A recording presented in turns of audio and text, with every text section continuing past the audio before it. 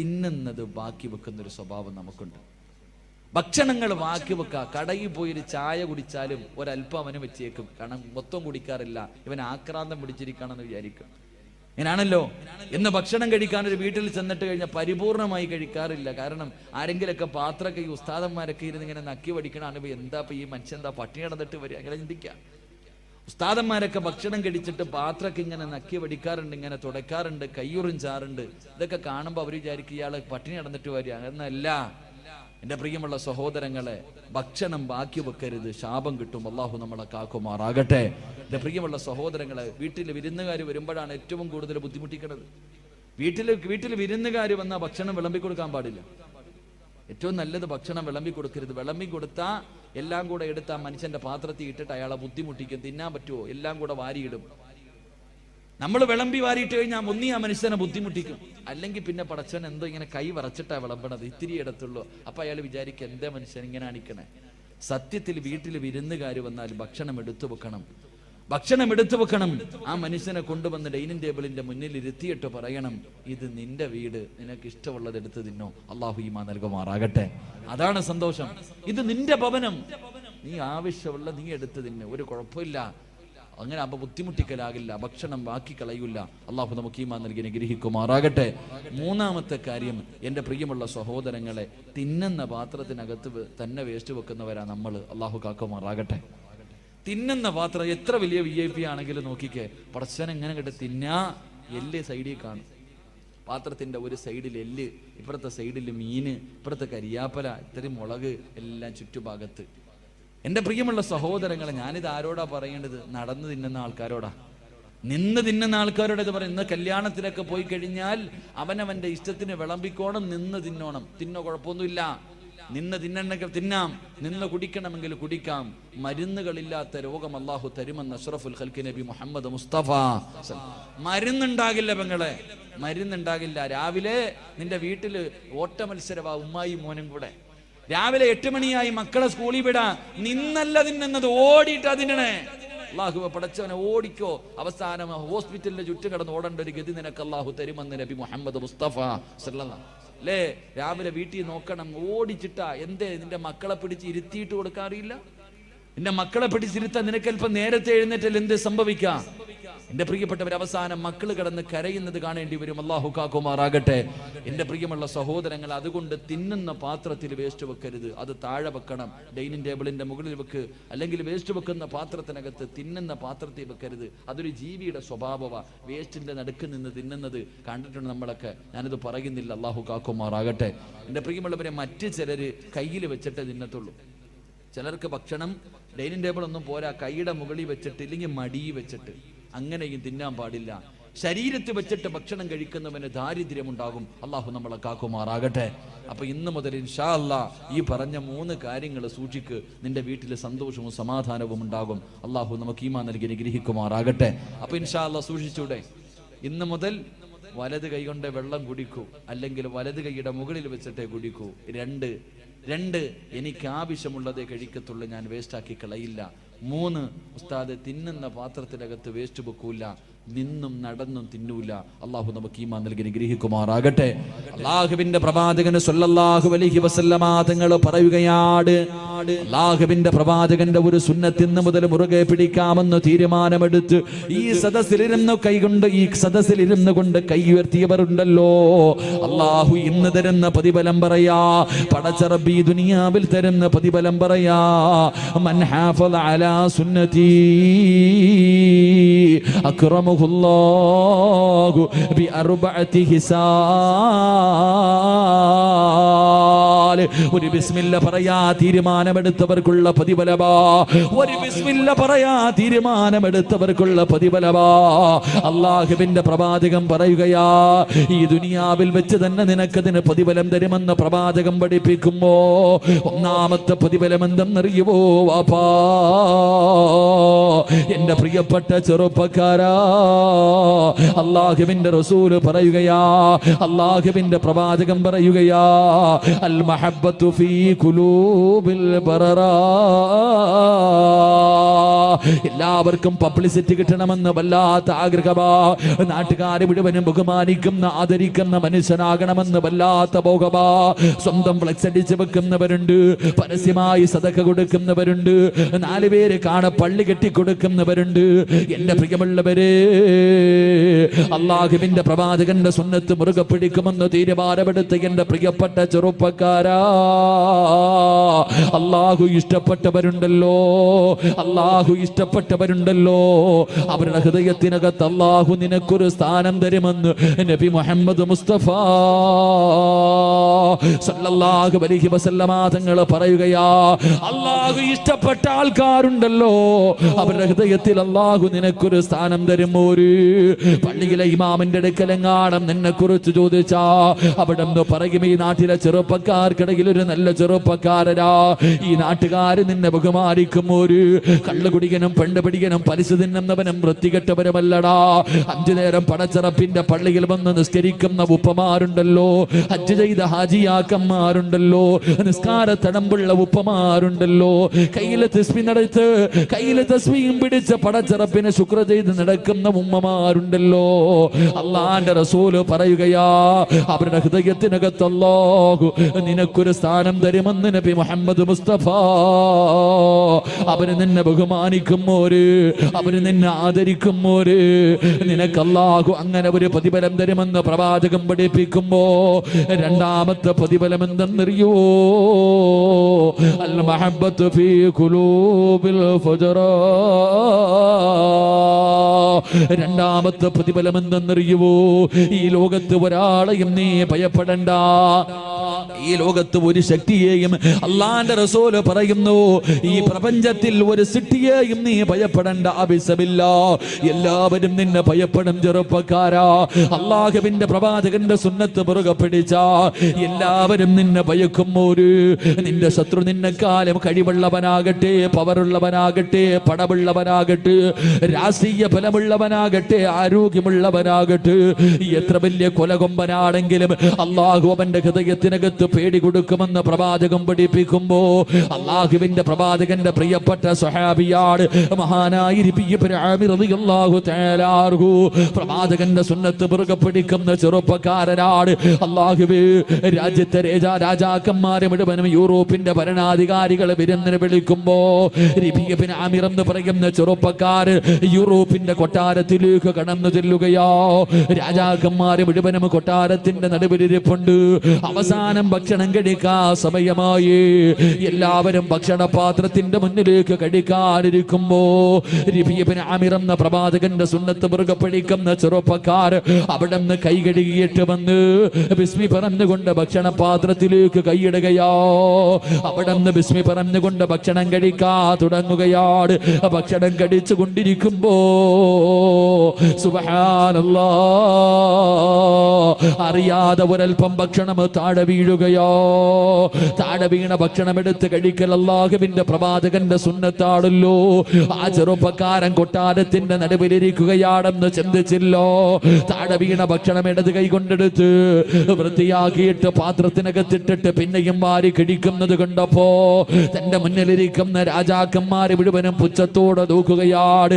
അവരുടെ നേതാവ് ചോദിച്ചു, ആമിറേ, എന്തിനാടാ എച്ചിരി വാരി തിന്നുന്നത്? എന്തിനാ ദാരിദ്ര്യം കാണിക്കുന്നത്? എന്തിനാ നീ ദാരിദ്ര്യം കാണിക്കുന്നത്? ഇരിക്കുന്ന ഭക്ഷണം മുഴുവനും നിനക്ക് കഴിക്കാറുള്ളതല്ലേ? ദാരിദ്ര്യം നിന്നെ മുഹമ്മദിന്റെ നാട്ടിലല്ലേ? അവരെല്ലാവരും കൂടെ അള്ളാഹുവിന്റെ പ്രവാചകന്റെ സുന്നത്തിനെ പരിഹസിച്ചപ്പോ, കളിയാക്കിയപ്പോ ഇബ്നു ആമിർ എന്ന് പറയുന്ന ചെറുപ്പക്കാരെ ചാടിയിടിട്ട് തന്റെ പുറകിൽ കിടന്ന വാള് വലിച്ചൂരിയിട്ട് യൂറോപ്പിന്റെ ഭരണാധികാരിയുടെ നടുവിലെ കൊട്ടാരത്തിന്റെ മധ്യഭാഗത്തിരുന്ന് അവിടുത്തെ രാജാവിന്റെ മുഖത്ത് ചൂണ്ടിയിട്ട്, എടാ പമ്പര വിട്ടി, നിനക്കൊക്കെ വേണ്ടി, ഈ വിട്ടികൾക്ക് വേണ്ടി എന്റെ റസൂലുള്ളാഹിന്റെ സുന്നത്ത് കളയാൻ എന്നെ കിട്ടില്ലടോ. എന്റെ പ്രവാചകന്റെ സുന്നത്ത് ഞാൻ മുറുകെ പിടിക്കുമെന്ന് യൂറോപ്പിലെ രാജാവിന്റെ മുഖത്ത് നോക്കിയിട്ട് ആ ചെറുപ്പക്കാരന് പറയാറുള്ള ധൈര്യം എവിടെ നിന്ന് കിട്ടിയതെന്നറിയുമോ?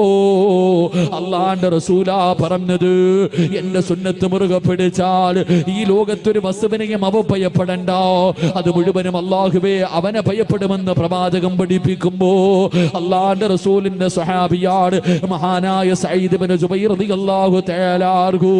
പ്രവാചകന്റെ സുന്നത്ത് മുറുകെ പിടിക്കുന്ന ചെറുപ്പക്കാരനോ ഹജ്ജാജ് എന്ന് പറയുന്ന ക്രൂരനായ ഭരണാധികാരി സഈദ് ഇബ്നു ജുബൈർ റളിയല്ലാഹു തആല അൻഹു അവിടുന്ന് കൈകാലുകൾ കെട്ടിക്കെട്ട് കൊല്ലുന്നതിന് വേണ്ടി കൊണ്ടുവന്ന് കടത്തിയിരിക്കുകയോ. സഈദ് ഇബ്നു ജുബൈർ റളിയല്ലാഹു തആല അൻഹുവിന്റെ തല എനിക്ക് വെട്ടണമെന്ന് പറഞ്ഞു ഹജ്ജാജ് എന്ന് പറയുന്ന ക്രൂരനായ ഭരണാധികാരി അല്ലാഹുവേ ഇവനെ എനിക്ക് കൊല്ലണമെന്ന് പറഞ്ഞിട്ട് വാളെടുത്തിട്ട് വെട്ടുന്നതിന് വേണ്ടി മുകളിലേക്ക് ഉയർത്തുമ്പോ ഹജ്ജാജ് എന്ന് പറയുന്ന ക്രൂരനായ ഭരണാധികാരിയോട് സഈദ് ഇബ്നു ജുബൈർ എന്ന് പറയുന്ന ചെറുപ്പക്കാരൻ അവിടുന്ന് വിളിച്ചു, ഹജ്ജാജേ എന്നെ കൊല്ലാ പോവുകയാണോ? കിബിലയുടെ ഭാഗത്തേക്ക് തലതിരിച്ച് വെച്ചിട്ട് വജ്ഹതു വജ്ഹിയ ലില്ലദീ ഫതറ സമാവാതി വൽ അർള്. കിബിലയുടെ ഭാഗത്തേക്ക് മുഖമങ്ങോട്ട് തിരിച്ചു വെച്ചിട്ട് വെട്ടാ പോകുന്ന ഹജ്ജാജിനോട് ചിരിക്കുന്ന മുഖത്തോടെ പറഞ്ഞു, ഹജ്ജാജ് എടാ എന്റെ ജീവിതം അല്ലാഹുള്ളതോ, എന്റെ ആയുസ് പടച്ചറപ്പിനുള്ളതാടാ, എന്നെ കൊന്നാലും എനിക്കൊന്നുമില്ലടോ. ഹജ്ജാജ് പറഞ്ഞു, അങ്ങനെ കിബിലയുടെ ഭാഗത്തേക്ക് കിടന്ന് നീ ചാകണ്ടടോ. തല പിടിച്ച് തിരിച്ചിടുകയാണ്. എന്നിട്ട് വെട്ടുന്നതിന് വേണ്ടി വാടുയർത്തുമ്പോ അപ്പോഴും വിളിച്ചു, ഹജ്ജാജേ വലില്ലാഹിൽ മശ്രിഖ് വൽ മഗ്രിബ്, കിഴക്കും പടിഞ്ഞാറും അല്ലാഹുള്ളതാടാ, എങ്ങോട്ടിട്ട് വെട്ടിയാലും എനിക്കൊന്നുമില്ലടാ. തല പിടിച്ച് മണ്ണിലേക്ക് താഴ്ത്തി വെച്ചു. പിന്നടിയിൽ വെട്ടുന്നതിന് വേണ്ടി വാട് മുകളിലേക്ക് ഉയർത്തുമ്പോ അപ്പോഴും വിളിച്ചു, ഹജ്ജാജേ മണ്ണിലേക്ക് മുഖം താഴ്ത്തി വെച്ചിട്ട് എന്നെ വെട്ടിക്കൊന്നാൽ എനിക്കൊന്നുമില്ലടാ. മിൻഹാ ഖലഖനാകും വഫീഹാ നുഈദുകും വമിൻഹാ നുഖ്രിജുകും താറത്തൻ നുഖ്റാ. പടച്ചറപ്പന്നെ മണ്ണിൽ നിന്നാടാ സൃഷ്ടിച്ചത്, ആ മണ്ണിലേക്ക് തന്നെയാണ് മടക്കുന്നത്. അവിടെന്ന് വിളിച്ചു പറയുമ്പോ ഹജ്ജാജിനെ വല്ലാത്ത ദേഷ്യം വന്നു. അവസാനം പിടിച്ച് മലർത്തി കിടത്തിയിട്ട് അതാ തന്റെ കഴുത്തിന് വെട്ടുന്നതിന് വേണ്ടി വാട് മുകളിലേക്ക് ഉയർത്തുമ്പോ അപ്പോഴും ചിരിച്ചുകൊണ്ട് വിളിച്ചു, ഹജ്ജാജേ ഫഅൈനമാ തുവല്ലൂ ഫസമ്മ വജ്ഹുല്ലാഹ്. എങ്ങനെ ഇട്ട് വെട്ടിക്കൊന്നാലും എനിക്കൊന്നുമില്ലടോ. ഇത് പറയാറുള്ള തന്നെ വെട്ടാ പോകുന്നവന്റെ മുഖത്ത് നോക്കി കെട്ടിച്ചിരിക്കുന്ന മുഖത്തോട് പേടിയില്ലാതെ പറയാറുള്ള ധൈര്യം എവിടെ നിന്ന് കിട്ടിയതെന്നറിയുവോ? അല്ലാഹുവിന്റെ റസൂലാ പറഞ്ഞത് എന്റെ സുന്നത്ത് മുറുകെ പിടിച്ചാൽ സർവചരാചരങ്ങളും അവനെ ഭയപ്പെടുമെന്ന് നബി മുഹമ്മദ് മുസ്തഫ സല്ലല്ലാഹു അലൈഹി വസല്ലമ തങ്ങൾ പറയുമ്പോ കയ്യുയർത്തിയ ഉപ്പ, കയ്യുയർത്തിയ പെങ്ങള്, പടച്ചറപ്പ് നിനക്ക് തരുന്ന മൂന്നാമത്തെ പ്രതിഫലം എന്തെന്നറിയോ? ഒരുത്തന്റെ മുന്നിലും നിനക്ക് കൈനീട്ടേണ്ട ഗതി അല്ലാഹു തരില്ല. വെള്ളിയാഴ്ച പള്ളിയുടെ മുന്നിൽ പോയി പടച്ചവരെ യാചിക്കുന്ന ഒരവസ്ഥയുണ്ടല്ലോ, പിരിവെടുക്കുന്ന ഒരവസ്ഥയുണ്ടല്ലോ. ഒരു നേരത്തെ ഭക്ഷണത്തിന് വേണ്ടി, മരുന്ന് വാങ്ങാൻ വേണ്ടി, മക്കൾക്ക് ചികിത്സ നടത്താൻ വേണ്ടി, പെമ്മക്കളെ കെട്ടിച്ചു കൊടുക്കാൻ വേണ്ടി പിരിവെടുക്കുന്ന ഒരവസ്ഥയുണ്ടല്ലോ. അല്ലാഹു നിനക്ക് തരില്ലെന്ന് നബി മുഹമ്മദ് മുസ്തഫ. ഈ ഉയർത്തിയ കൈ നിനക്ക് പൊക്കേണ്ട ഗതി വരൂല. ഒരു മനുഷ്യന്റെ മുന്നിലും നീട്ടി യാചിക്കേണ്ട അവസ്ഥ തരൂല. അല്ലാഹു നിന്റെ റിസ്കില് അല്ലാഹു ബർക്കത്ത് ചെയ്യുമെന്ന് പ്രവാചകം പഠിപ്പിക്കുമ്പോ നാലാമത്തെ പ്രതിഫലം എന്തേ? അല്ലാഹുവിന്റെ പ്രവാചകന്റെ സുന്നത്ത് ഇന്നത്തെ രാത്രി മുതൽ മരിക്കുന്ന കാലത്തോളം മുറുകെ പിടിക്കുമെന്ന് തീരുമാനമെടുത്ത ഉപ്പാ, നിന്റെ ആഗ്രഹമെന്ത്? നിന്റെ അഭിലാഷമെന്ത്? മരിക്കുന്ന സമയം ലാ ഇലാഹ ഇല്ലല്ലാഹ് പറഞ്ഞു മരിക്കാൻ നിനക്ക് വല്ലാത്ത മോഹമല്ലേ? മരിക്കുന്ന സമയത്ത് ഈമാനോടുകൂടി മരിക്കണമെന്ന് നിനക്ക് വല്ലാത്ത മോഹമല്ലേ? അള്ളാഹുവിന്റെ പ്രവാചകന്റെ സുന്നത്ത് മുറുകെ പിടിച്ചോ, അള്ളാഹു തരുന്ന നാലാമത്തെ പ്രതിഫലം നിന്റെ ഈമാൻ അള്ളാഹു ഉറപ്പിക്കുമെന്ന് നബി മുഹമ്മദ് മുസ്തഫ സല്ലല്ലാഹു അലൈഹി വസല്ലമ തങ്ങൾ പറയുകയോ, ഈമാൻ ഉറയ്ക്കും ചെറുപ്പക്കാരാ, ഈമാൻ ഉറയ്ക്കും പൊന്നുമോര്, അള്ളാഹു നിന്റെ ഈമാൻ ഉറപ്പിച്ചു തരും ചെറുപ്പക്കാരോ. എന്റെ പ്രിയപ്പെട്ട പെങ്ങള്, നിന്റെ പൊന്നാര മകൾക്ക് നീ പ്രവാചകന്റെ സുന്നത്ത് പറഞ്ഞു കൊടുക്ക്, പ്രവാചകന്റെ സുന്നത്ത് നിന്റെ മക്കൾക്ക് പഠിപ്പിച്ചു കൊടുക്ക്. പടച്ചവര് ഇന്ന് മുസ്ലിം പെൺകുട്ടികൾ കണ്ടവന്മാരുടെ കൂടെ ഓടുന്ന കാലവോ, പടച്ച റബ്ബിന്റെ ദീനിനെ നാണം കെടുത്തിയിട്ട് ഈ സമുദായത്തിന് പേരുദോഷം കൊടുത്തിട്ട് കണ്ടവന്റെ കൂടെ ഓടുന്ന മുസ്ലിം പെണ്ണുങ്ങളുടെ കാലവാ. കോടതികളുടെ മുന്നിൽ കിടന്ന് യാചിക്കുന്ന ഉപ്പമാരെ കണ്ടിട്ടില്ലേ, ഉമ്മമാരെ കണ്ടിട്ടില്ലേ? എന്റെ പ്രിയപ്പെട്ട ചെറുപ്പക്കാരാ, എന്റെ പ്രിയപ്പെട്ട പെങ്ങളെ, നിന്റെ പൊന്നുമോളുടെ ഈമാൻ ഉറയ്ക്കടോ, നിന്റെ പൊന്നുമോളുടെ ഈമാൻ ഉറയ്ക്കടോ. ഈമാൻ എന്ന് പറഞ്ഞാൽ എങ്ങനെയെന്നറിയുമോ? അത് കണ്ടവന്റെ സൗന്ദര്യത്തിന്റെ മുന്നിൽ തോറ്റുപോകുന്ന ഈമാനല്ല, ഒരുത്തന്റെ പണത്തിന്റെ മുന്നില്, ഒരുത്തന്റെ പ്രലോഭനങ്ങൾക്ക് മുന്നില് തകർന്നു പോകാത്ത ഈമാനാണ് പെങ്ങള്. ഏത് നിമിഷവും കടലൊന്ന് കേറി വന്നോ പൊന്നുമോളെ, പിന്നെ നീ ഇല്ലല്ലോ. ഈ കടപ്പുറത്ത് കടന്നിട്ട് പോലെ പടച്ചറപ്പിനെ കുറിച്ച് പേടിയില്ലാത്ത പെണ്ണ് മോളെ, ഒരു രാത്രിയെങ്കിലും നിനക്കൊന്ന് സമാധാനത്തോടെ ഉറങ്ങാൻ കഴിയുമോ? പടച്ചവരെ, പണ്ടൊക്കെ തിര മുമ്പോട്ട് കയറി വന്നാ പേടിച്ചാമാരായിരുന്നല്ലോ. പണ്ട് തിര മുന്നിൽ കടൽ ഇങ്ങോട്ട് കയറി വന്നാൽ മാത്രമേ ഭയപ്പാടുണ്ടായിരുന്നുള്ളൂ. ഇന്നിറങ്ങിയാലും പേടിയാ, ഇന്നിറങ്ങിയാലും പേടിയാ. പടച്ചവരെ, കടലിൽ മീൻ പിടിക്കാൻ പോയ നൂറുകണക്കിന് പേരുടെ മയ്യത്ത് ഇതുവരെ കിട്ടിയിട്ട് പോലുമില്ല. അങ്ങനെ പടച്ചറപ്പിന്റെ അദാബ് ഇങ്ങനെ ഇറങ്ങിക്കൊണ്ടിരിക്കുമ്പോ പടച്ചറപ്പിന്റെ ദീനിനെ ചവിട്ടി തേച്ചിട്ട് കണ്ടവന്റെ കൂടെ ഒളിച്ചോടുന്ന പെണ്ണ്, പോയതൊക്കെ പോകട്ടെ ചെറുപ്പക്കാരോ, പോയതൊക്കെ പോകട്ടെ ഉമ്മോ. എന്റെ പ്രിയപ്പെട്ട പെമ്മക്കളോട് പറയുകയാ, എന്റെ പ്രിയപ്പെട്ട പെമ്മക്കളോട് പറയുകയാ, മോളെ, ഈമാനെന്ന് പറഞ്ഞാൽ എങ്ങനെയെന്നറിയുവോ? മുസ്ലിം പെണ്ണെന്ന് പറഞ്ഞാൽ എങ്ങനത്തെവളെന്നറിയുവോ? മഹാനായ അസ്റഫുൽ ഖൽഖ് നബി മുഹമ്മദ് മുസ്തഫ സല്ലല്ലാഹു അലൈഹി വസല്ലമ തങ്ങള് ഉസ്മാൻ ഇബ്നു അഫ്ഫാൻ റളിയല്ലാഹു തആല അൻഹു രണ്ടുപേരും കൂടെ മരുഭൂമിയിലൂടെ നടന്നു പോകുമ്പോ ഒരു പെണ്ണിനെയും തന്റെ ഭർത്താവിനെയും ശരീരത്തിലെ വസ്ത്രങ്ങൾ മുഴുവനും അടിച്ചു മാറ്റിയിട്ട് പട്ടിയെ തല്ലുന്നത് പോലെ ഖുറൈശികളിട്ട് തല്ലിച്ചതയ്ക്കുകയോ. തന്റെ പൊന്നാര മകൻ മുമ്പിൽ നിൽപ്പുണ്ട്, ശരീരത്തിലെ വസ്ത്രങ്ങൾ മുഴുവൻ അടിച്ചു മാറ്റി പടുത്തു കിടക്കുന്ന മലരാരുണ്യത്തിലിട്ട് തല്ലിച്ചതയ്ക്കുകയാണ്. ചെയ്ത തെറ്റെന്തെന്നറിയുവോ? അവർ അല്ലാഹുവിന്റെ ദീനിലേക്ക് കടന്നു വന്നത് കൊണ്ടോ. സുമയ്യ ബീബി റളിയല്ലാഹു തആല അൻഹ തന്റെ പ്രിയപ്പെട്ട ഭർത്താവ് അമ്മാർ യാസിർ, പടച്ചവരെ, ഈ കുടുംബത്തെ മുഴുവനും തല്ലിച്ചതയ്ക്കുകയാണ്. എന്ത് ചെയ്തിട്ടും അവർ ഇസ്ലാമിൽ നിന്ന് മടങ്ങി വരാതെ വന്നപ്പോ എന്തേ ചെയ്തതെന്നറിയുവോ? സുമയ്യ ബീബി റളിയല്ലാഹു തആല അൻഹയുടെ കണ്ണു മുന്നിൽ തന്റെ പ്രിയപ്പെട്ട ഭർത്താവിന്റെ കൈകാലുകൾ കെട്ടുകയാണ്. എന്നിട്ട് തലകീടോ കത്തിക്കൊണ്ടിരിക്കുന്ന ഒരു തീക്കകത്തേക്ക് ഇറക്കി നിർത്തുകയോ. ഒരു പച്ച മനുഷ്യര് ആടിക്കത്തുന്ന തീക്കകത്തിങ്ങനെ അതാ തലകീഴായി കെട്ടി നിർത്തിയിരിക്കുകയാണ്. പടച്ചവരെ, അവിടെ നിന്ന് പച്ച ഇറച്ചി കത്തുകയാ. മുഖത്തുകൂടെ തലയിലെ മുടിയിലൂടെ പടച്ചവരെ തീ ഇങ്ങനെ ശരീരം മുഴുവനും ഇങ്ങനെ പടരുകയാണ്. മരണപ്രാളത്തിൽ കിടന്ന് കരയുകയോ. സുമയ്യ ബീബി റളിയല്ലാഹു തആല അൻഹ തന്റെ പ്രിയപ്പെട്ട ഭർത്താവ് റബ്ബേ തീക്കകത്ത് കിടന്ന് മരണപ്രാളത്തിൽ കരയുമ്പോ സഹിക്കാൻ കഴിയാതെ ഓടി വന്നിട്ട് തന്റെ പ്രിയപ്പെട്ട ഭർത്താവിനെ തീയിൽ നിന്ന് വെളിയിലേക്ക് തെള്ളിയിടുകയോ. മണ്ണിൽ കിടന്ന് ഉരുളുകയാണ്. ശരീരത്തിലെ തീ മുഴുവനും അണഞ്ഞു. പടച്ച റബ്ബേ, ഈ എല്ലുകൾ വെളിയിൽ കാടുകയോ, ഈ എല്ലുകൾ വെളിയിൽ കാടുകയോ. മരണത്തോട് മല്ലടിച്ചു കൊണ്ടിരിക്കുമ്പോ അള്ളാന്റെ റസൂല് കിടന്ന് വരികയാണ്. ആ സമയത്ത് ഈ ചെറുപ്പക്കാരൻ അവിടെ നിന്ന് ചോദിച്ചു, യാ റസൂലല്ലാഹ്, അല്ലാഹുവിന്റെ നബിയേ, ജീവിതത്തിന്റെ അവസാനം വരെ ഇങ്ങനെയാണോ നബിയേ? അല്ലാഹുവിന്റെ പ്രവാചകൻ അവിടെന്ന് പറഞ്ഞു, സുമയ്യ, നീയും നിന്റെ കുടുംബവും സ്വർഗത്തിലാ സുമയ്യ,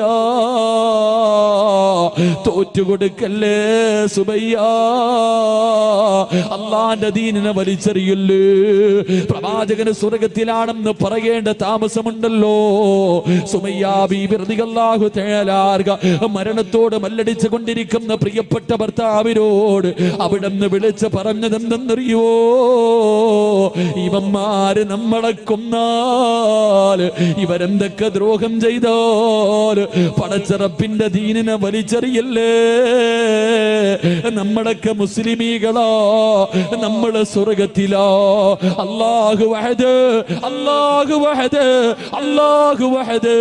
മരണത്തോട് മല്ലടിക്കുന്ന പ്രിയപ്പെട്ട ഭർത്താവിനെ വിളിച്ച് പറഞ്ഞു കൊടുക്കുമ്പോ ധൈര്യം ഇങ്ങനെ കൊടുക്കുന്നത് കണ്ടപ്പോ അബൂജഹലിന് സഹിക്കാൻ കഴിഞ്ഞില്ല.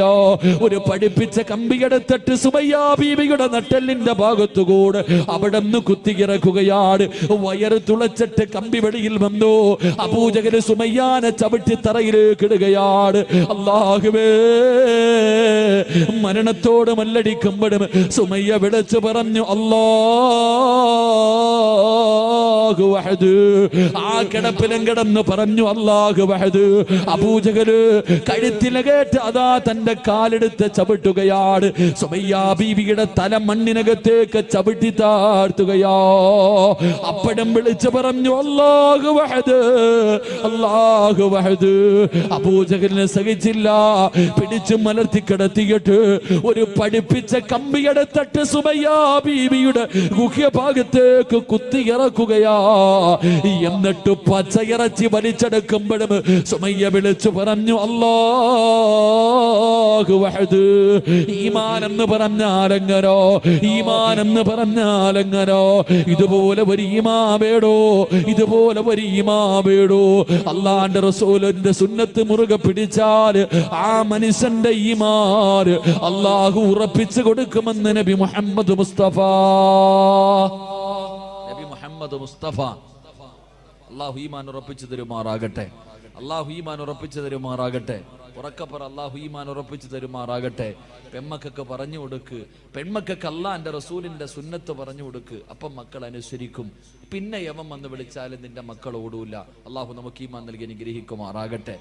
മക്കളെ കുറ്റപ്പെടുത്തിയിട്ട് കാര്യമില്ലല്ലോ, മക്കളെ കുറ്റപ്പെടുത്തിയിട്ട് കാര്യമില്ല. ഞാൻ പെൺകുട്ടികളെ ഒന്നും കുറ്റപ്പെടുത്തൂല.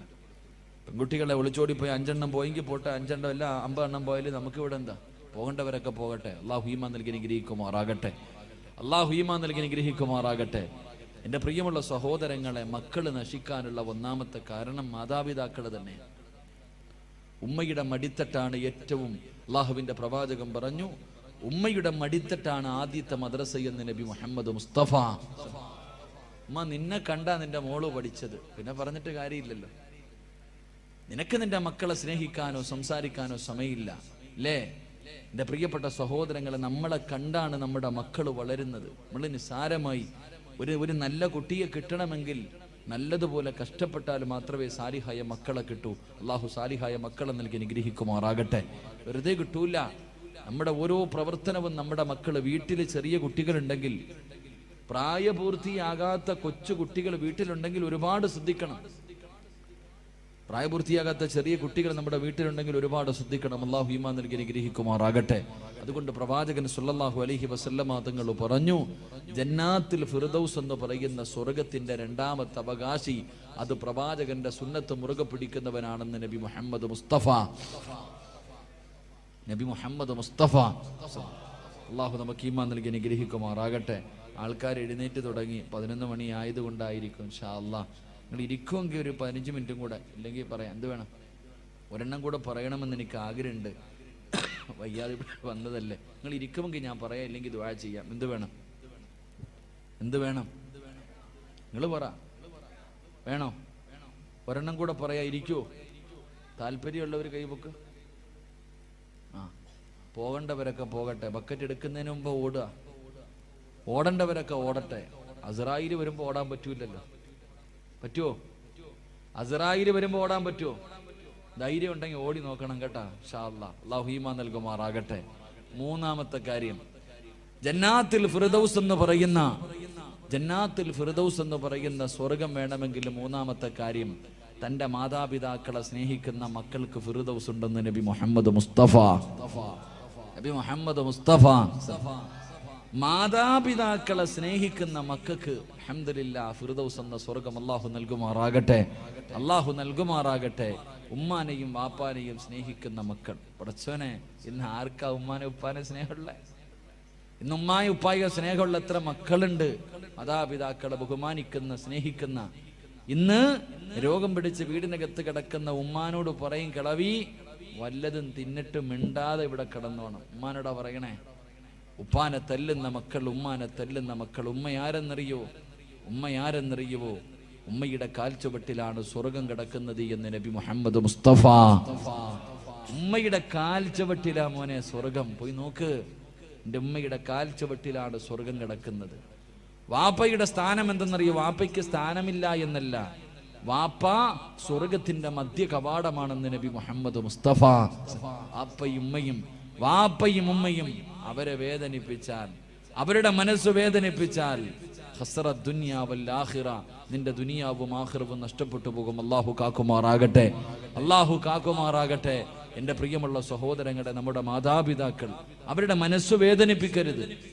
ഏതൊരു കാരണവശാലും എന്തൊക്കെ വിഷയം സംഭവിച്ചാലും എൻ്റെ പ്രിയപ്പെട്ട പെങ്ങളോട് പറയും, കല്യാണം കഴിഞ്ഞാൽ പെണ്ണുങ്ങൾക്കൊരാഗ്രഹം, ഭർത്താവിൻ്റെ ഉമ്മാനെ ഇഷ്ടമല്ല. എന്തെങ്കിലുമൊക്കെ പറഞ്ഞ് വഴക്കുണ്ടാക്കിയിട്ട് മകനെയും ഉമ്മാനെയും രണ്ട് തട്ടിലാക്കും. എന്തിനാ? അവളുടെ ഭർത്താവിനെ ഒറ്റയ്ക്ക് കിട്ടാൻ. എൻ്റെ പ്രിയപ്പെട്ട സഹോദരിമാരോട് പറയാ, നിന്റെ ഭർത്താവിൻ്റെ ഉമ്മാനെ നീ എപ്പോഴും ഉമ്മയായിട്ട് നിനക്ക് സ്വർഗം വേണമെങ്കിൽ നീ നിന്റെ ഭർത്താവിൻ്റെ ഉമ്മാനെ ഉമ്മയായിട്ട് കാണും. കാരണം എൻ്റെ പ്രിയമുള്ള സഹോദരന്മാരോട് ഞാൻ പറയുന്നു, നിന്റെ ഭർത്താവിൻ്റെ ഉമ്മായുമായിട്ട് നിന്റെ ഭർത്താവിനെ നീ അകറ്റിയ നീ വിധവയായി പോകുമെന്ന് നബി മുഹമ്മദ് മുസ്തഫ സല്ലല്ലാഹു അലൈഹി വസല്ലം. ഭർത്താവിനെയും ഉമ്മാനെയും തമ്മിലടിപ്പിച്ചിട്ട് ഒറ്റയ്ക്ക് പോയി സുഖിക്കാമെന്ന് നീ വിചാരിച്ച യോഗമില്ല പെങ്ങളെ. സ്വന്തം ഉമ്മായും ബാപ്പായും വേദനിപ്പിക്കുന്നവന്റെ ആയുസ് അല്ലാഹു കുറയ്ക്കുമെന്ന് നബി മുഹമ്മദ് മുസ്തഫ. അല്ലാഹുവിന്റെ പ്രവാചകനാ പറഞ്ഞത്. അല്ലാഹുവിന്റെ പ്രവാചകൻ സല്ലല്ലാഹു അലൈഹി വസല്ലമ തങ്ങൾ പറയുകയാണ്, മാതാപിതാക്കളുടെ മനസ്സ് വേദനിപ്പിക്കുന്നവന്റെ ആയുസ് അല്ലാഹു കുറച്ച് കളയുമെന്ന് പ്രവാചകൻ പഠിപ്പിക്കുമ്പോ, ഉമ്മാന്റെ മനസ്സ് വേദനിപ്പിക്കുന്ന മക്കളുണ്ട്. എന്റെ പ്രിയമുള്ളവരെ, കഴിഞ്ഞ മാസമുണ്ടല്ലോ, അല്ലാഹുവേ, ഞാൻ ഭക്ഷണം കഴിക്കാൻ ഒരു വീട്ടിലേക്ക് കടന്നു ചെന്നപ്പോ ഒരുമ്മയെ കണ്ടോ. പടച്ചവനെ, ഉമ്മയും മക്കളും മത്സരമാണ്. എന്റെ ചെറുപ്പക്കാരന്റെ കയ്യിൽ പിടിച്ചിട്ട് പറഞ്ഞു, ഉസ്താദ് എന്റെ ഉമ്മയ്ക്ക് വേണ്ടി ദുആ ചെയ്യണം, എന്റെ ഉമ്മയ്ക്ക് ക്യാൻസർ ആണ്. ഉമ്മയുടെ വയറിനകത്ത് മുഴ എന്തോ വന്നിട്ട് കുടലിലോ എന്തോ ക്യാൻസറാ ഉമ്മയ്ക്ക് അറിയില്ല ഉസ്താദെ. ഉമ്മയ്ക്ക് വയറുവേദനയാണെന്നാ ഞങ്ങൾ പറയണത്. ഉമ്മയ്ക്ക് അത് അറിയാത്തത് കൊണ്ടാ ഉമ്മ ഇങ്ങനെ ചിരിച്ചും കളിച്ചിരിക്കുന്നത്. ഞങ്ങൾ ആരും പറഞ്ഞിട്ടില്ല, ഞങ്ങൾ ആരെയും അറിയിച്ചിട്ടില്ല. അതുകൊണ്ട് ഉസ്താദ് ഞങ്ങളുടെ ഉമ്മയ്ക്ക് വേണ്ടി ദുആ ചെയ്യണേ. അല്ലാഹുവേ, ഞാൻ സന്തോഷിച്ചു പടച്ചോനെ, ഇതുപോലെ രണ്ട് മക്കള്, ഉമ്മാനെ ഇത്രയും സ്നേഹിക്കുന്ന രണ്ട് മക്കള്. ഇറങ്ങാൻ സമയമായപ്പോ ഉമ്മ എന്നോട് പറഞ്ഞു, മോനെ ഉസ്താദിനെ ഒന്ന് വിളിക്കെനിക്കൊന്ന് സംസാരിക്കണം. അല്ലാഹുവേ പടച്ചവനെ, ഞാൻ ഉമ്മയുടെ റൂമിനകത്തേക്ക് കയറി ചെന്നു. ഉമ്മ മക്കളോട് രണ്ടുപേരും പറഞ്ഞൊന്ന് വെളിയിൽ പോകാൻ. ഉമ്മയെന്ന് പറഞ്ഞ ആരെന്നറിയോ? പഠിച്ചോ. രണ്ട് മക്കളോടും വെളിയിൽ പോകാൻ പറഞ്ഞു. കഥകൊന്ന് അടയ്ക്കുമോനെ. ഞാൻ ആ ഉമ്മാന്റെ ചാരത്ത് പോയിരുന്നു. ക്യാൻസർ രോഗമല്ലേ, ഉമ്മായിക്ക് അറിയില്ലല്ലോ. ഞാൻ അടുത്ത് പോയിരുന്നപ്പോ ആ ഉമ്മ എന്നോട് പറയുക, ഉസ്താദേ എനിക്ക് വേണ്ടി ഒന്ന് ദുആ ചെയ്യണം. എൻ്റെ മക്കൾക്ക് ബാധ്യതയായി കിടക്കാൻ എനിക്ക് ആഗ്രഹമില്ല. എനിക്ക് ക്യാൻസർ ആണെന്ന് എൻ്റെ മക്കൾക്ക് അറിയുന്നതിന് മുമ്പേ എനിക്കറിയാം ഉസ്താദേ. എന്നിട്ട് പറയാ, എനിക്ക് ക്യാൻസർ ആണെന്ന് എൻ്റെ മക്കൾക്ക് അറിയുന്നതിന് മുമ്പേ എനിക്കറിയാം. അവര് വിചാരിച്ചിരിക്കുന്നത് എനിക്കറിയില്ല എന്നാ. അതുകൊണ്ട് ആ മക്കള് സന്തോഷത്തോടെ നടക്കുന്നത്. എനിക്ക് ക്യാൻസർ ആണെന്ന് ഞാൻ അറിഞ്ഞു എന്ന് എൻ്റെ മക്കൾ അറിഞ്ഞ അവരുടെ കണ്ണ് നിറയുമല്ലോ. എൻ്റെ മക്കൾക്ക് വേണ്ടി ഉസ്താദ് ദുആ ചെയ്യണേ എന്ന് പറഞ്ഞപ്പോ ഉമ്മ എന്ന് പറഞ്ഞാൽ അതാ. എൻ്റെ പ്രിയമുള്ള സഹോദരങ്ങളെ, ഞാൻ ചിന്തിക്കാറുണ്ട്, നമ്മുടെ ഉമ്മ ആരെന്നറിയോ? അടുത്തൊരു പെൺകുട്ടി പടച്ചവനെ 8 മാസം ഗർഭിണിയാണ്. 8 മാസം ഗർഭിണിയാണ്. ഹോസ്പിറ്റലിൽ കൊണ്ടുപോയപ്പോൾ ഡോക്ടർ പറഞ്ഞു സീരിയസാ. ഈ കുഞ്ഞിനെ പ്രസവിച്ച ഉമ്മ മരിച്ചു പോകും. അല്ലാഹുവേ പടച്ചോനെ, ഉമ്മയുടെ വില എന്തെന്നറിയോ? ഹോസ്പിറ്റലിൽ കൊണ്ടുപോയി 8 മാസം ഗർഭിണിയായ പെണ്ണിനോട് ഡോക്ടർ പറയാ, ഈ കുഞ്ഞിനെ പ്രസവിക്കണ സമയത്ത് ഉമ്മ മരിച്ചു പോകാൻ സാധ്യതയുണ്ട്, വളരെ സീരിയസാ. ആ സമയത്ത് ആ പെണ്ണ് ചോദിച്ചെന്തെന്നറിയോ ഉസ്താദേ? ആ പെണ്ണ് ചോദിച്ചെന്ന് ഡോക്ടറോട് ചോദിക്കാ, എനിക്ക് എന്ത് വന്നാലും കുഴപ്പമില്ല, എൻ്റെ കുഞ്ഞിന് കുഴപ്പമൊന്നുമില്ലല്ലോ. നിങ്ങൾ ആലോചിക്കേ, പ്രസവിക്കുന്ന സമയത്ത് ആ പെണ്ണ് മരിക്കാൻ വരെ 99% സാധ്യതയുണ്ട്. അപ്പോഴും അവളെ കുറിച്ചല്ല ചിന്തിച്ചത്, ചിന്തിച്ചത് ഡോക്ടറെ, എൻ്റെ വയറ്റിൽ കിടക്കണ കുഞ്ഞിനൊന്നും ഇല്ലല്ലോ. അതാ നമ്മുടെ ഉമ്മ. അള്ളാഹു നമുക്ക് ഈമാൻ നൽകുമാറാകട്ടെ. എൻ്റെ പ്രിയപ്പെട്ട പെമ്മക്കളോട്, ഓടേണ്ടവർക്കൊക്കെ ഓടാം, ഒളിച്ചോടേണ്ടവർക്കൊക്കെ ഓടാം. ഓടിക്ക് കുഴപ്പമൊന്നുമില്ല. നിന്റെ ഉമ്മാനെ നാട്ടുകാർ മുഴുവനും വ്യഭിചാരി എന്ന് വിളിക്കും, നിനക്ക് കുഴപ്പമില്ലല്ലോ. നാട്ടുകാർ മുഴുവനും ഉമ്മാന്റെ സ്വഭാവമല്ലേ മോട് കാണിക്കൂ എന്ന് നാണം കെടുത്തിയാലും നിനക്കൊന്നുമില്ല. പ്രശ്നം 2-3 ഒരാഴ്ച മുമ്പാണെന്ന് തോന്നുന്നു, ഒരാഴ്ച മുമ്പ് പള്ളികളിലൊക്കെ പോയി പിരിവെടുത്തൊരു വാപ്പ. പള്ളിയിൽ എല്ലാ വെള്ളിയാഴ്ച പള്ളിയിൽ പോയി പിരിവെടുക്കും തന്റെ മോളെ കെട്ടിക്കാൻ. അല്ലാഹു പടച്ചോനെ 5-6 പവൻ സ്വർണം ആ പാവ ഉപ്പ പിരിച്ചു. ഞായറാഴ്ച കല്യാണം, വെള്ളിയാഴ്ച വൈകിട്ട് പള്ളിയിൽ നിന്ന് പിരിവായിട്ട് വാപ്പ വന്നപ്പോ പടച്ചോനെ, ആ പെൺകുട്ടി ഒരുത്തന്റെ കൂടെ ഒളിച്ചോടിപ്പോയി. അള്ളാഹു ആ വാപ്പ വീണതാ ഇതുവരെ എഴുന്നേറ്റിട്ടില്ല. അള്ളാഹു അദ്ദേഹത്തിന് ആഫിയത്ത് കൊടുക്കുമാറാകട്ടെ. ഓടേണ്ടവർക്കൊക്കെ ഓടാ. എൻ്റെ മുസ്ലിം പെണ്ണുങ്ങളോട് ഞാൻ ചോദിക്കട്ടെ, എനിക്ക് അഭിമാനമുണ്ട് പെണ്ണെ. എൻ്റെ ചെറുപ്പക്കാരികളായ പെൺകുട്ടികളോട് പറയടി, എൻ്റെ പെങ്ങളോട് ഞാൻ പറയാ, പൊന്നുമോളെ, ഈ നാട്ടിൽ ഈ കൂട്ടത്തിലൊരു പെണ്ണിരിപ്പുണ്ട്. ഞാൻ പറയാ, സഹാബി വനിതയുടെ ചരിത്രമൊന്നും ഞാൻ പറയില്ല. നിങ്ങളുടെ കൂട്ടത്തിൽ ഒരു പെൺകുട്ടി ഇരിപ്പുണ്ട്, 34 വയസ്സുണ്ട് ആ പെണ്ണിനെട്ടാ. എടി, അവളാണ് നല്ല ഉപ്പായ്ക്കും ഉമ്മായ്ക്കും പറഞ്ഞവള്.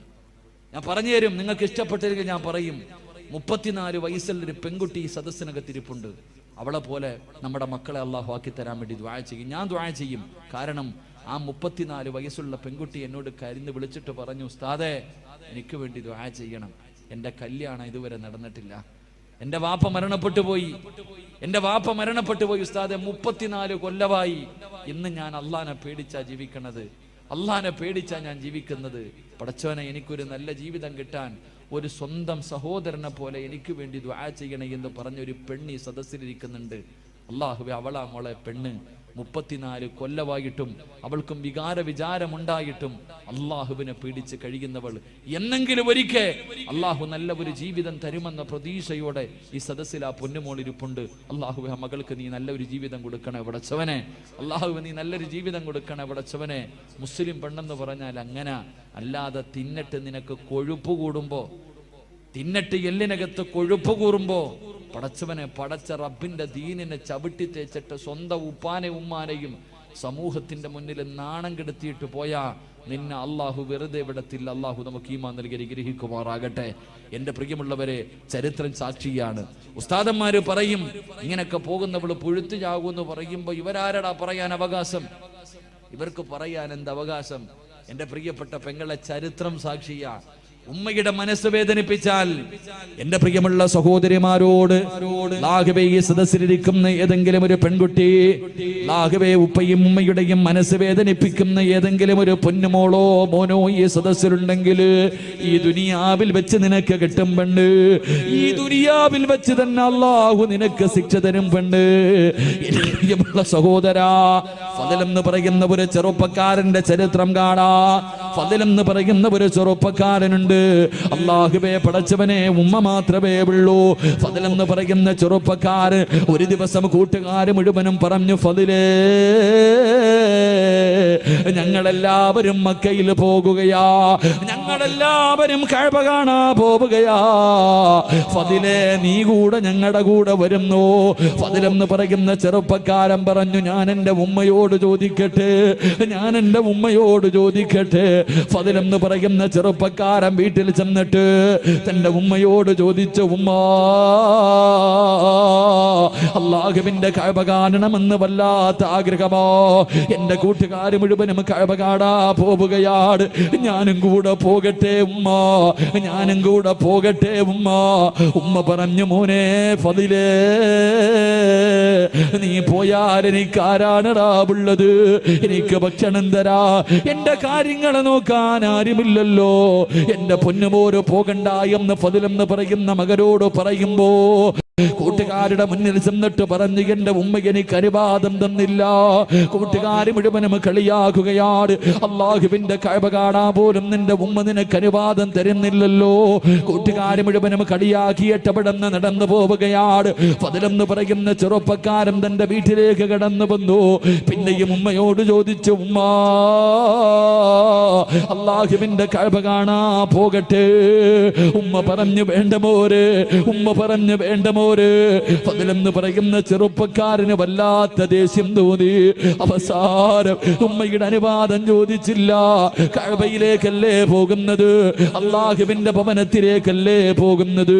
ഫദ്ലെന്ന് പറയുന്ന ചെറുപ്പക്കാരന് തന്റെ ഉമ്മയുടെ അനുവാദം ചോദിക്കാതെ വീട് വിട്ടിറങ്ങുകയാ. മക്കയിലേക്ക് കഅബ കാണാ പോവുകയാ. മക്കയിലേക്ക് കഅബ കാണാ പോവുകയാ. ഇങ്ങനെ പോകുമ്പോ മനസ്സിനകത്തൊരു സമാധാനമില്ല. കൂട്ടുകാരുടെ കൂടെ എത്താനും കഴിയുന്നില്ല. ഉമ്മയുടെ പൊരുത്തമില്ലാതാണ് ഇറങ്ങി വന്നത്. മനസമാധാനം കിട്ടാതെ വന്നപ്പോ അവിടെ നിന്ന് ചിന്തിച്ചു, അല്ലാ, ഒന്ന് രണ്ടരക്കത്ത് നിസ്കരിക്കാമല്ലോ പടച്ചവര്. നിസ്കരിച്ചാ മനസമാധാനം കിട്ടുമല്ലോ. ഫദ്ലെന്ന് പറയുന്ന ചെറുപ്പക്കാരന് ഒളിവെടുത്തിട്ട് പള്ളിക്കകത്ത് കയറിയിട്ട് രണ്ടരക്കത്ത് നിസ്കരിക്കുകയോ. നിസ്കാരം കഴിഞ്ഞിട്ട് വെളിയിലേക്ക് ഇറങ്ങുമ്പോ നാട്ടുകാര് മുഴുവനും പള്ളിയിലേക്ക് ഓടി വരികയാണ്. കാരണം എന്തെന്നറിയുമോ? ആ നാട്ടിൽ വലിയ ഒരു മോഷണം നടന്നു. കള്ളനോടിയത് പള്ളിയുടെ ഭാഗത്തേക്കാട്. ഫദ്ലെന്ന് പറയുന്ന ചെറുപ്പക്കാരനാണ് കള്ളനെന്ന് കരുതിയിട്ട് നാട്ടുകാര് മുഴുവനും തല്ലുകയോ, കൈകാല് കെട്ടുകയാണ്. എന്നിട്ട് എന്തേ ചെയ്തതെന്നറിയുമോ? ഇവന് ഒരിക്കലും മോഷ്ടിക്കാൻ പാടില്ല. ഇനി ഒരിക്കലും ഇവന് മോഷ്ടിക്കാൻ പാടില്ല. രണ്ട് കൈയും വെട്ടിമുറിക്കുകയാ, രണ്ട് കാലും വെട്ടിമുറിക്കുകയാ, രണ്ട് കണ്ണും ചൂടുന്നെടുക്കുകയോ. ഇവന് ഒരിക്കലും ഇനി മോഷണം നടത്താൻ പാടില്ല. അവന്റെ കണ്ണ് ചൂടുന്നെടുത്തു, കൈകാലുകളെ വെട്ടിമുറിച്ചു. എന്നിട്ടൊരു കമ്പിന്റെ മുകളിൽ കെട്ടിയിട്ട് ഇങ്ങനെ കൊണ്ടുപോകുമ്പോ ജനങ്ങൾ വിളിച്ചു, കള്ളാ. എല്ലാവരും കള്ള എന്ന് വിളിച്ച് കളിയാക്കുമ്പോ പറയുന്ന ചെറുപ്പക്കാർ, ഫദ്ലെന്ന് പറയുന്ന ചെറുപ്പക്കാർ അവിടെ നിന്ന് കരഞ്ഞുകൊണ്ട് വിളിച്ചു പറഞ്ഞു, എന്നെ കള്ള എന്ന് വിളിക്കല്ലേ, എന്നെ കള്ള എന്ന് വിളിക്കല്ലേ. ഞാൻ കള്ളരല്ല. എന്റെ ഉമ്മയുടെ മനസ്സ് വേദനിപ്പിച്ചത് അല്ലാഹു എനിക്ക് തന്ന ശിക്ഷയാ. എന്റെ ഉമ്മയുടെ മനസ്സ് വേദനിപ്പിച്ചതൊരു പടച്ചറപ്പ് എനിക്ക് തന്ന ശിക്ഷയാ. എന്റെ പെങ്ങള് അവസാനം കൊണ്ടുവന്ന് മരുഭൂമിയിൽ വലിച്ചെറിയുകയോ. അവിടുന്ന് മരണത്തോട് മല്ലടിക്കുമ്പോ ഫദ്ലെന്ന് പറയുന്ന ചെറുപ്പക്കാരൻ ആ മരുഭൂമിയിൽ കിടന്ന് യാചിക്കുന്നു, ആരെങ്കിലും എന്റെ ഉമ്മയുടെ മുന്നിലൊന്ന് കൊണ്ടുപോകുവോ? മരിക്കുന്നതിന് മുമ്പ് എന്റെ ഉമ്മയുടെ വീടിന്റെ മുന്നിൽ എന്നെയൊന്ന് കൊണ്ടുപോകുവോ? ഒന്ന് പൊരുത്തം ചോദിക്കാരാ, എന്റെ ഉമ്മയോടൊന്ന് പൊരുത്തം ചോദിക്കാരാ. മരണത്തിന്റെ വേളയിൽ പടച്ചവരെ വഴിയിൽ കിടന്ന് യാചിക്കുന്നത് കണ്ടപ്പോ ഏതോ യാത്രക്കാര് പറഞ്ഞ അടയാളം വെച്ചൊരു വീടിന്റെ മുന്നിൽ കൊണ്ടുവന്ന് വെക്കുകയാണ്. വീടിന്റെ മുന്നിൽ കൊണ്ടുവച്ചു. പടച്ചറപ്പേ, വാതില് തുറന്നിട്ടൊരു ഉമ്മ ഇറങ്ങി വരികയാണ്. ആ യാത്രക്കാര് ചോദിച്ചു, ഉമ്മ, ഈ കിടക്കുന്ന ചെറുപ്പക്കാരനെ അറിയുമോ ഉമ്മ? ഈ ചെറുപ്പക്കാരനെ അറിയുമോ ഉമ്മ? ആ ഉമ്മ നോക്കുമ്പോ കൈയില്ലാതെ, കണ്ണില്ലാതെ, കാലില്ലാതെ രക്തത്തിൽ കുളിച്ച് കിടക്കുന്ന ഒരു ചെറുപ്പക്കാരൻ. ആരാണെന്നറിയുന്നില്ല. ആ ഉമ്മ പറഞ്ഞു, മക്കളെ, ഇതാരാണെന്ന് എനിക്കറിയില്ല എന്ന് പറയുമ്പോ തന്റെ പ്രിയപ്പെട്ട ഉമ്മയുടെ ശബ്ദം കേൾക്കുമ്പോ ഫദില് വിളിക്കുന്നു, ഉമ്മ ഞാനാണുമ്മ, ഞാനാണുമ്മ. ഉമ്മയുടെ മനസ്സ് വേദനിപ്പിച്ചിട്ട് മക്കയിലേക്ക് പോയ ഫദിലാ ഉമ്മോ. എനിക്കല്ലാഹു ഈ ദുനിയാവിൽ വെച്ച് തന്നെ ശിക്ഷ തന്നു എന്ന് പറയുമ്പോ എന്റെ പ്രിയപ്പെട്ട പെങ്ങള്, ഉമ്മയുടെ മനസ്സ് വേദനിപ്പിച്ചിട്ട് ഒളിച്ചോടിയവളല്ല, കണ്ടവന്റെ കൂടെ പോയവളല്ല, സിനിമയ്ക്ക് പോയവളല്ല, കറങ്ങാൻ പോയവളല്ല, കളിക്കാൻ പോയവളല്ല. അല്ലാഹുവിന്റെ വിശുദ്ധമായ കഅബ കാണാൻ പോയ ഒരു മകന് അല്ലാഹു ദുനിയാവിൽ വെച്ച് തന്നെ ഇങ്ങനെ ഒരു ശിക്ഷ കൊടുത്തു എന്ന് പ്രവാചകം പഠിപ്പിക്കുമ്പോ ഇനി പറപെങ്ങള് രക്ഷപ്പെടുവോ മോള്, രക്ഷപ്പെടുവോ മോള്? വാപ്പയുടെയും ഉമ്മയുടെയും കണ്ണ് നിറയിപ്പിക്കുന്ന ചെറുപ്പക്കാരാ,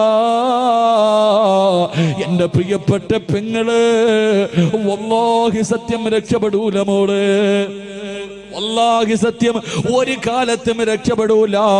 അതുകൊണ്ട് എന്റെ പ്രിയമുള്ളവരോട് പറയുകയാ, മാതാപിതാക്കളെ സ്നേഹിക്കണേ. ഉമ്മയുടെ കാൽച്ചുവട്ടിലാ സ്വർഗം കിടക്കുന്നത്, ഉമ്മയുടെ കാൽച്ചുവട്ടിലാ സ്വർഗം കിടക്കുന്നത്. അല്ലാഹുവേ, എന്റെ പ്രിയപ്പെട്ടവരെ, നമ്മുടെ മാതാപിതാക്കള് സ്വന്തം ഉമ്മാനെ ചീത്ത വിളിക്കുന്നവരുണ്ട്, ഉമ്മാനെ ചീത്ത വിളിക്കുന്നവരുണ്ട്, തല്ലുന്നവരുണ്ട്, ഉമ്മാനെ വഴക്ക് പറയുന്ന മക്കളുണ്ട്. എന്റെ പ്രിയപ്പെട്ട ചെറുപ്പക്കാരാ, അങ്ങനെ കഴിയുന്നടാ.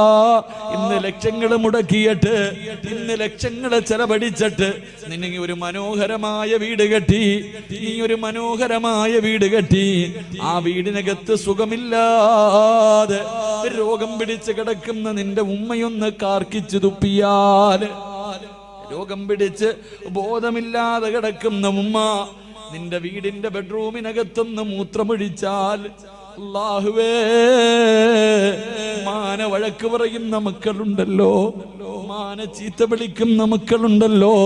എടാ, നിന്റെ വീടിന്റെ ബെഡ്റൂമിനകത്ത് നിന്റെ ഉമ്മയൊന്ന് തുപ്പിയപ്പോ നിനക്ക് സഹിച്ചില്ലല്ലോ, നിന്റെ ഉമ്മയൊന്ന് ബെഡിൽ മൂത്രമൊഴിച്ചപ്പോ അറിഞ്ഞുകൊണ്ടല്ലോ, അറിയാതെ അല്ലേ പോരെ? ആ പാവങ്ങൾ അങ്ങനെ ഒന്ന് വിസർജനം നടത്തിയപ്പോ നിന്റെ ഉമ്മാനെ വഴക്ക് പറയുന്ന ചെറുപ്പക്കാരാ, നീ എവിടെ കിടന്നാടാ മൂത്രമൊഴിച്ചതെന്നറിയോ? നീ എവിടെ കിടന്നാണ് മൂത്രമൊഴിച്ചതെന്നറിയോ? ഉമ്മാന്റെ നെഞ്ചത്ത് കിടന്ന് നീ എത്ര പ്രാവശ്യം മൂത്രമൊഴിച്ചടാ? നിന്റെ ഉമ്മ ബെഡിലല്ലേ കഴുകിയാ പോകുമല്ലോ, നീ ഉമ്മയുടെ ശരീരത്ത് കിടന്ന് വിസർജനം നടത്തിയില്ലേ? നീ നിന്റെ ഉമ്മ നിന്റെ വീട്ടിലെന്ന് തുപ്പിയപ്പോ നിനക്ക് വല്ലാത്ത ദേഷ്യം വന്നോ? എത്ര പ്രാവശ്യം നിന്റെ ഉമ്മയുടെ മുഖത്തുകൂടെ നീ ഛർദിച്ചടാ? ഉമ്മ വഴക്ക് പറഞ്ഞില്ലല്ലോ, സ്നേഹത്തോടെ കെട്ടിപ്പിടിച്ചതല്ലാതെ നിന്റെ ഉമ്മ ഇന്ന് വരെ നിന്നോടൊന്ന് ദേഷ്യപ്പെട്ടിട്ടുണ്ടോ? ഒരു വഴക്ക് പറഞ്ഞിട്ടുണ്ടോ? ആ പാവപ്പെട്ട ഉമ്മയുടെ ഇന്നത്തെ അവസ്ഥ എന്ത് ചെറുപ്പക്കാരാ? മോനെ, എങ്ങനെ കഴിയുന്ന ചെറുപ്പക്കാരാ? എത്ര വേദന സഹിച്ചിട്ടുണ്ടാകും മോര്? 9.5 മാസക്കാലം ആ ഉമ്മയല്ലേടാ വയറ്റത്ത് ചുമന്നുകൊണ്ട് നടന്നത്? ഒന്ന് ഭക്ഷണം കഴിക്കാൻ കഴിയില്ലല്ലോ, ഒന്ന് നടക്കാൻ കഴിയില്ലല്ലോ, ഒന്ന് കിടക്കാൻ കഴിയില്ലല്ലോ. പടച്ചിറപ്പേ, 9.5 മാസക്കാലം നിന്നെ വയറ്റിൽ ചുമന്നുകൊണ്ട് നടന്നു. മരണവേദനയുടെ വേദനയിൽ നിന്ന് പ്രസവിച്ചു. നിന്നെ പാല് തന്നിട്ട് നിന്നെ ഇത്രയും കൊല്ലം പോറ്റി വളർത്തിയില്ലേടാ? നിനക്കെങ്ങനെയാ നിന്റെ ഉമ്മയുടെ മനസ്സ് വേദനിപ്പിക്കാൻ കഴിയുന്നത്? വാപ്പയെ വേദനിപ്പിക്കാൻ കഴിയുന്നത്? കുത്തുവാക്ക് പറയാൻ കഴിയുന്നത്? എന്റെ പ്രിയമുള്ള ചെറുപ്പക്കാരാ, ഉമ്മയെ സ്നേഹിക്കുമോരെ, വാപ്പയെ സ്നേഹിക്കുമോരെ, അവര് മരിക്കുന്ന കാലം വരെ നോക്കിയാ പോര്.